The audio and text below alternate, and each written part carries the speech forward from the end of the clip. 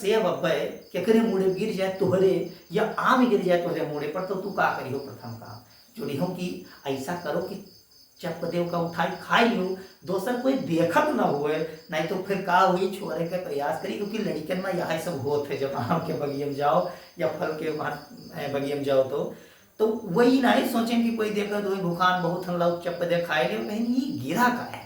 अब सोच ले वही दिन ओके नीक दिन आएगे क्या कहे सेबे के, वो बेचारे का हाईलाइट होए कहा और क्या के द्वारा, न्यूटन के द्वारा, वो बेचारे का आएगा अच्छा दिन गिरा। अब न्यूटन यहाँ सोच में गहरी सोच में पड़ी है वही पेड़ नीचे बैठे बैठे कि आखिरकार में सेब अगर टूटा डाली से तो नीचे का है आवा ऊपर कहीं नहीं उड़ी का, अरे भाई ऊपर तो जा सकता रहा। अब पता नहीं बात समझ लो कि उनके दिमागे में बैठ ही गए। अब वही पीछे रात दिन में पड़ी गई कि हम जाकर पता लगाए तब दम ले कि सेब नीचन का है आवा ऊपर का है नहीं उड़ी का। तो भैया जान तनाई हो अतने करत कराव का खोजते हैं सोचते हो ग्रेविटी के हुए बताए गए बात कि बताओ प्रत्येक वस्तुएं जो हैं वो पृथ्वी पर इसीलिए रुकी हैं क्योंकि उनका पृथ्वी अपनी तरफ का यहाँ खींचे है, और जौने दिन पृथ्वी अपनी तरफ खींचब छोड़ दी सब वस्तु जो है अब आदमी सब कहाँ तैरे लगी हैं, हवा में तैरे लगी हैं। इससे बढ़िया अपन वहीं और मजा आई घूम यहाँ तैरा करो, बढ़िया ट्रैफिक जाम हो जाएगा आदमी का, सब मौज मस्ती लेते रहो। तो देखिएगा ये सभी चीज़ों को ध्यान रखिए आप सभी लोग। तो चलिए आप देखो ये सब बात वार्ता कहानी मन करी, अच्छे अच्छे टॉपिक मिलेंगे हमको, एंजॉय लेते रहिएगा। लेकिन हाँ फिर से आपसे विनम्र निवेदन है कि वीडियो का आगे बढ़ावे से पहले फिर कहा चाहिए था कि वीडियो का कहा करो देखियो तो साथ में शेयर भी कर दियो, लाइक कर दियो, और अगर नए हुए चैनल पे यहाँ जाएगा तो सब्सक्राइब कर दियो और घंटा दबाई दियो, एक चीज़ की यहाँ। चलिए आगे हम पढ़ते हैं कुछ, फिर केमिस्ट्री का टॉपिक है, विकल्प में है, चलिए उस पर हम बात करते हैं। कक्षा 10 का केमिस्ट्री है कि निम्नलिखित में से एल्डिहाइड है। तो इसमें ऑप्शन दिया गया है, पहला क्वेश्चन है कि निम्नलिखित में से एल्डिहाइड है। अब एल्डिहाइड है तो एल्डिहाइड है तो क्या है, ऑप्शन दिया गया, ए ऑप्शन है कि मेथेनॉल, दूसरा ऑप्शन है उसी का मेथेनैल, और तीसरा ऑप्शन है उसी का जिसको हम लोग क्या कहेंगे, सी ऑप्शन, वो है एथेनॉल, और जो चौथा ऑप्शन है डी ऑप्शन, वो है एथेन।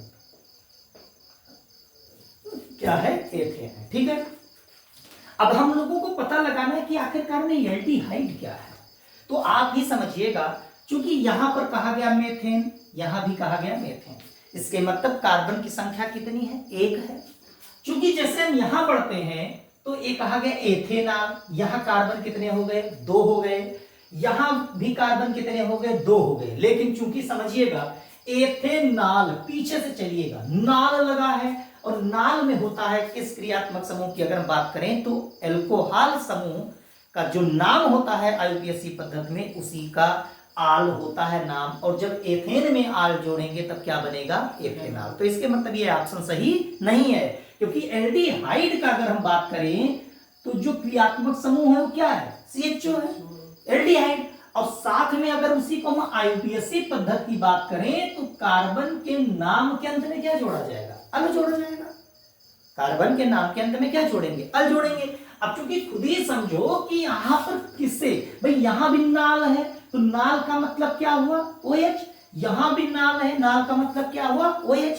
अब चूंकि यहां एथेन है, यहां कहीं अल तो दिखाई नहीं दे रहा है ना, तो कहां मिल रहा है, एथेनॉल। इसके मतलब जो हमारा एल्डिहाइड समूह है वो ऑप्शन कौन सा सही है, बी सही है। और मेथेनॉल को ही क्या कहा जाता है, एल्डिहाइड कहा जाता है समूह। ठीक है, अब चलिए हम दूसरे ऑप्शन पे आते हैं। कहते हैं H2SO4, दूसरा प्रश्न है H2SO4 के जलीय विलयन का पीएच मान कितना है, के जलीय विलयन का पीएच मान कितना है, पीएच मान कितना है। ठीक, ऑप्शन देखिएगा, ऑप्शन दिया गया है, ऑप्शन के साथ में आपको हम समझाएंगे भी थोड़ा। 1 मिनट पीएच मान के बारे में क्या है। पहला दिया गया है 0, दूसरा दिया गया है बी 7 से कम, और तीसरा ऑप्शन दिया गया है जो सी ऑप्शन है वो है 7, और जो चौथा ऑप्शन है 7 से अधिक। अब मैं तुमको एक बात बताऊं कि जितने भी अम्ल होते हैं, साइड में देखिएगा, अम्ल का पीएच मान जो होता है, अम्ल पीएच जो होता है वो सदैव 7 से क्या होता है, कम होता है।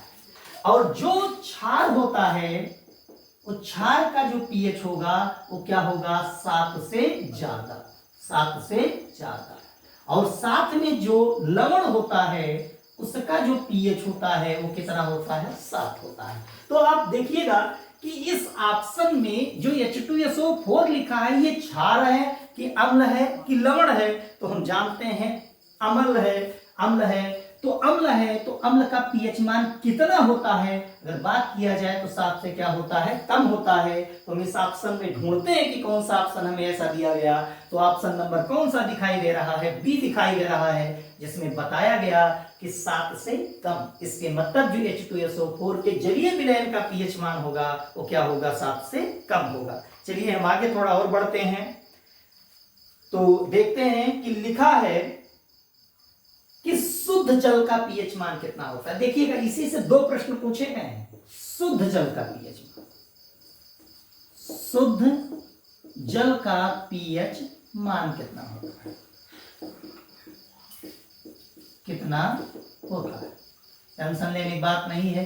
कोई भी जल या किसी भी प्रकार का जल हो तो आप एक ही बात याद रखना कि जल का जो पीएच मान होता है वो कितना होता है, 7 होता है, क्योंकि तो जल क्या है, उदासीन है। इसीलिए आपको ऑप्शन में दिया गया है, चलो ऑप्शन को चेक करते हैं। पहले क्या दिया गया है, 0, फिर दिया गया है बी ऑप्शन 1, और सी ऑप्शन दिया गया है 7, और डी ऑप्शन दिया गया है 14। तो अभी हमने क्या कहा, किसी भी प्रकार का कोई भी क्यों न जल हो, लेकिन उसका पीएच मान कितना होगा, 7 होगा। उदासीन है तो क्या होगा, 7 होगा, क्योंकि उसके किस कैटेगरी में आएगा, लवण की कैटेगरी में आएगा। तो इसका ऑप्शन नंबर कौन सा सही है, सी सही है, कि जो जल का पीएच मान है वो कितना है, 7 है। चलिए, तो हम आशा करते हैं कि वीडियो आपको समझ में आया होगा, और अगले वीडियो में हम फिर आपके समक्ष अच्छी बातें और अच्छे जो टॉपिक लेकर के उपस्थित होंगे। तब तक के लिए आप सभी लोगों को शुभ रात्रि।